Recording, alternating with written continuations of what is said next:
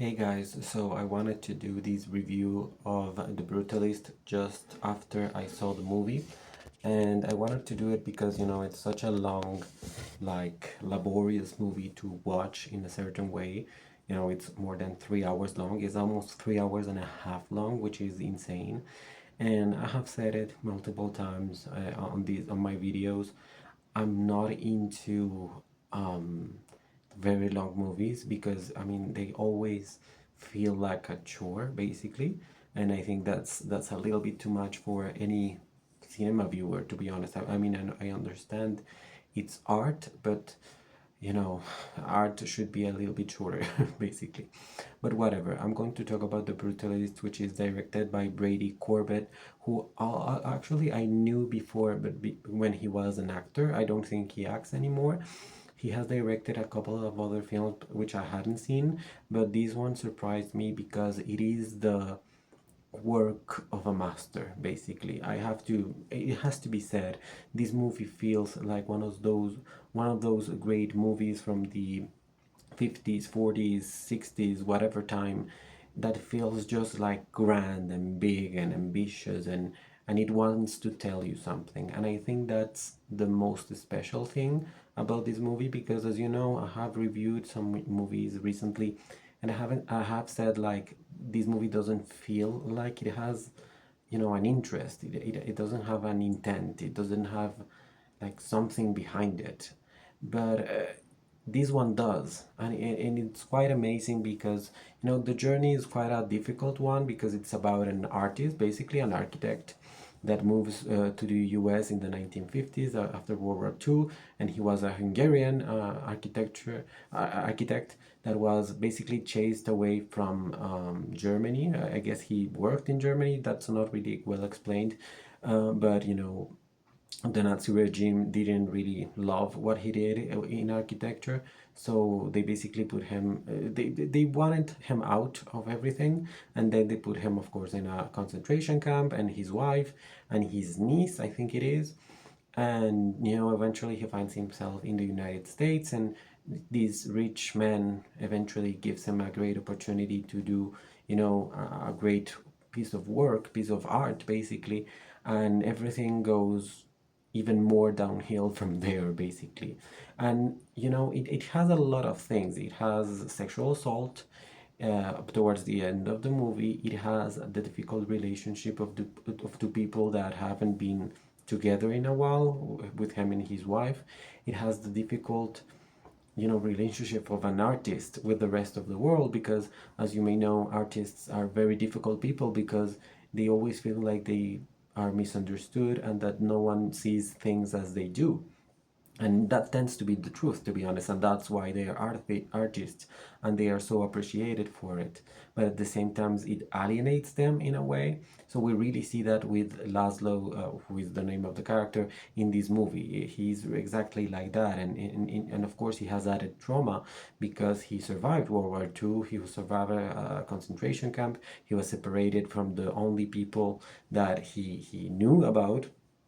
And even at the start of the movie, this is no spoiler, but in the first few minutes of the movie, we realized that he didn't even know that his wife and his niece were alive after the war. He thought they were dead, but they're not. They're not dead. They're just they went somewhere else, basically, and he would just wants them to be brought back to the United States. Of course, it's also a movie about immigration, about what it is to be someone from another place in a new place, and feeling all the feelings that ensues, trying to accommodate into that, trying to adapt to a new reality, and realizing that no matter how much you try, you will always be the other.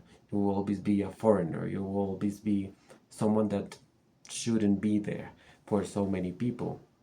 And that's a huge thing along the movie, but I don't think it is about that. Even if Brady Corbett actually said that this is a movie about about the ancestors and all of that, I think it's a little bit bigger than that. I think it's a movie about how messed up we can be, and at the same time how many beautiful things we can do, even through those difficult times, because this character, actually every character of this movie is a mess. I mean, every character in this movie is an awful person, to be honest. I mean, I don't think, maybe one or two are like fine people, but most of them are just bad people. Bad people in the sense that they make mistakes. I mean, I don't mean bad people like they do bad things per se, but I mean like in flawed people. They have made mistakes and they keep making mistakes, and maybe they don't stop making mistakes. Some of them do them intentionally. I mean, they do bad things like intentionally, and some others do bad things because of other bad things that have happened to them, and poor decisions, and things that happen in life that sometimes are not in your control. I mean, he is a drug addict, he's an alcoholic, he's a person that really looks for others when his wife is not around. I mean, and even she acknowledges that eventually. She's like, I knew what you did while I wasn't here. And that seems like a weird thing in the scene that plays in, because it's like a sex scene, but she's right. Of course, he had sex with other women when she wasn't there. Like, she's not an idiot. It has been like 10 years since they saw each other.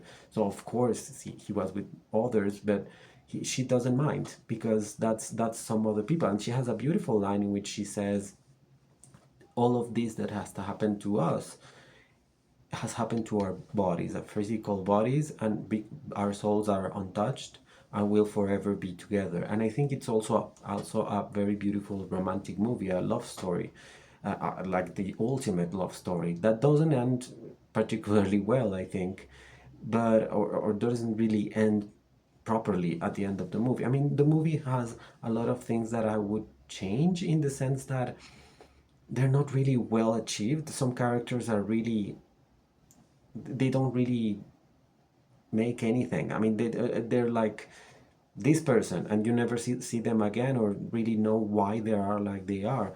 And for example, the son of the, I mean, like the big rich guy that hires Laszlo is portrayed by Guy Pearce, who is an actor that I absolutely adore. I love him so much. I mean, I mean, this is stupid, but the two movies that I really remember with him are Prometheus and Priscilla, Queen of the Desert. And in both movies, he was amazing. He was outstanding. He knows how to command the scene, which is really, I mean, since he was young, basically, so that's insane. But and in this movie, he does the same thing, and he's a very one-dimensional character, to be honest. He's really predictable. You know who he is from the very start, but that doesn't change the fact that Guy Pearce does a great job doing him. But the son, portrayed by Joe Alwyn, I think his name is really a very one-dimensional character in the bad sense, because he's an asshole, and he's always an asshole, and he will always be an asshole. So he's not very interesting, and nothing happens with him in the whole movie. And by the end, you're like, oh, okay, like whatever. Even the daughter, who has less scenes, feels a little bit more well built, if you will. So it's kind of weird. And also the cousin, Laszlo's cousin, I think it is, called Attila. He has a nice thing, and he gives us a little bit of a hint on who Laszlo actually is or was before the war. But we don't really get to know much of that, because he's only like in the first half of the movie, or even a little less. So it's kind of sad that we don't really have that other layer for Laszlo, or his niece Sophia, for example, who we also see too little about, and we do realize that she has suffered a lot. And actually, the last take, the last scene, the last shot of the movie is with Sophia, and I don't really understand why. Like, it doesn't really make that much sense to me. I think Elizabeth would have been a better choice for the last like shot, or Laszlo, of course, or like the building or something like that. But the last shot is her, so I don't know if I missed something. I mean, there are a lot of things that are like you understand from her character. Like, she was possibly assaulted as well. She was possibly very much abused in many ways, and that's why she doesn't speak at the when she appears in the movie. she's like the polar opposite of her aunt, of Elizabeth, who's like this feisty woman that has to fight and needs to fight every moment of her life. And I think Felicity Jones, even though there are moments her accent is a little bit too much, uh, Felicity Jones is a fantastic actress, and I just love her. I mean, she does command every scene. She knows how to use her body. She knows how to use her facial features in order to enhance her performance. She has always done that in every movie she has been. And I mean, even in Rogue One, for example, she was. I mean, she's an amazing actress, and I hope she keeps getting all the roles ever, basically. And of course, Adrian Brody did a fantastic job. I mean, I read that Joel Edgerton was going to be the original Laszlo, and I have no idea how that would have been because I don't see Laszlo in Joel Edgerton. I think Laszlo is, and Adrian Brody is Laszlo, and Laszlo is Adrian Brody. It's that simple. It's really well. It's a powerful casting, and I thanked COVID apparently that Joel Edgerton and Marion Cotillard, who was going to play Elizabeth, had to drop out of this movie because I think these actors do a better job. And actually, Sebastian Stan was going to play the rich guy, which is insane. I mean, he's nominated for an Oscar this year, but I don't see him as that character Guy Pearce did. So I think this casting was much better. They all deserve every nomination, every prize, everything because they are amazing. I truly hope that Adrian Brody wins the Academy Award for this performance because it was masterful, beautiful, heartbreaking. It was very, very well done. And I mean, I wish Felicity Jones won, but we all know that Zoe Saldana is going to win that. So at least I think it was great that she was nominated and not overlooked for this one. And of course, the same for Guy Pearce. I would love Guy Pearce to win the Academy Award, to be honest, but I mean, Kieran Culkin is winning everything, so you know, whatever. The production design in this masterpiece of a movie is fantastic. Every shot is so well thought of. I mean, every shot is beautiful, it's impeccable. The way the camera works, the way they use even a PowerPoint presentation at the end of the movie is quite amazing. Like it really makes sense. The original score, the original score, not the songs they use, the original score, because that last song in the movie is the stupidest thing I have ever seen. I didn't get it. I'm stupid, I didn't get it. But the score per se is very, very well done and very intentional and very, you know, it kind of replicates the style that that Laszlo has for his designs. I think you see it, you hear it in the score, so it's very well done. I have no idea how this movie didn't get nominated for best costume design because it's very well done as well. One thing that wasn't really great, I mean, the editing was also good, but one thing that wasn't great was the makeup. I mean, Laszlo appears at the end of the movie as an old man. Horrible. I mean, the makeup is a disaster. I mean, thankfully, he only appears like a few seconds, like you only see his face for a moment, but it was dreadful. And he has a beard at one point in the movie, and it's the fakest beard in the history of fake beards. I mean, I don't really understand how they could film in these fantastic places and the cinematography to be so good, and then you have that fucking beard which is trash. It's so bad, and some of the wigs on the women so bad. Like that part is a disaster. Like that's the horrible part of this movie that is otherwise fantastic. This is one of those masterpieces, one of those movies that I think will define in the future the year 2024 in film for sure.